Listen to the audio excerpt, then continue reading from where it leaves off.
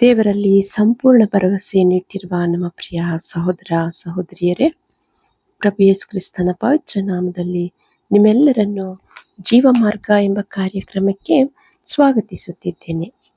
ಬೈಬಲ್ನಲ್ಲಿ ಯೆಶಾಯನು ಬರೆದ ಪತ್ರಿಕೆ 64:8ರಲ್ಲಿ ನಾವು ಜೇಡಿಮಣ್ಣು, ನೀನು ಕುಂಬಾರ, ನಾವೆಲ್ಲರೂ ನಿನ್ನ ಕೈ ಕೆಲಸವೇ ಎಂದು ಓದುತ್ತೇವೆ. ನಾವು ಈ ಲೋಕದಲ್ಲಿ ಜೀವಿಸುವಾಗ ಅನೇಕರ ಜೀವಿತ ಒಡೆದು ಹೋದ ಮಡಿಕೆಯಂತಿದೆ. ಇದಕ್ಕೆ ಕಾರಣಗಳು ಸೈತಾನನ ಕ್ರಿಯೆಗಳು. ಕುಟುಂಬಗಳನ್ನು ಒಡೆದು ಹಾಕುವುದು, ಹೃದಯಗಳಲ್ಲಿ ಕಹಿ ಭಾವನೆಗಳನ್ನು ತುಂಬಿ ಆಳವಾದ ಗಾಯಗಳನ್ನು ಮಾಡುವ ಕಾರ್ಯದಲ್ಲಿ ಆತನು ಮುಂದುವರಿದಿದ್ದಾನೆ. ಅನೇಕ ಕುಟುಂಬಗಳು ಪಾಪವೆಂಬ ದಾಸತ್ವದಲ್ಲಿ ಸಿಕ್ಕಿ ನೆರಳುತ್ತಿದೆ.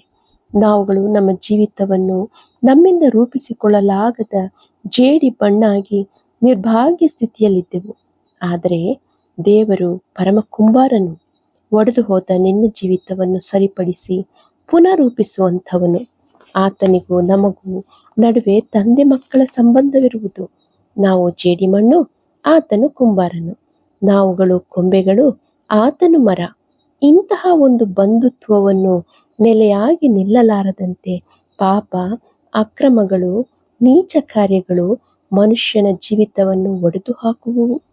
ಮನುಷ್ಯನು ಪಾಪ ಮಾಡಿದಾಗ ಬೇಡವೆಂದು ತಳ್ಳಿಬಿಡದೆ ದೇವರಿಂದ ದೂರವಾದಾಗ ಆತನ ಮೇಲೆ ಸಹನೆ ತೋರಿಸುತ್ತಾ ಮಾನವ ಕುಲವನ್ನು ಪುನರೂಪಿಸಲು ಬಯಸಿದ ಪರಮ ಕುಂಬಾರನು ನಮ್ಮ ಯೇಸು ಕ್ರಿಸ್ತನು.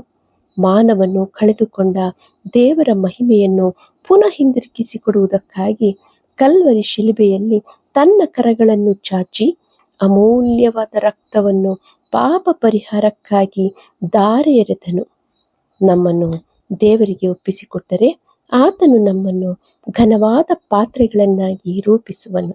ಬನ್ನಿ ದೇವರ ಮಕ್ಕಳೇ, ನಾವುಗಳು ಜೇಡಿಮಣ್ಣು, ನನ್ನ ಜೀವಿತವನ್ನು ರೂಪಿಸು ತಂದೆಯೇ ಎಂದು ನಮ್ಮ ಜೀವಿತವನ್ನು ಆತನಿಗೆ ಒಪ್ಪಿಸಿಕೊಡೋಣವೇ? ದೇವರ ಪ್ರಸನ್ನತೆ ನಿಮ್ಮೊಂದಿಗಿರಲಿ. ಆಮೇನ್, ಆಮೇನ್.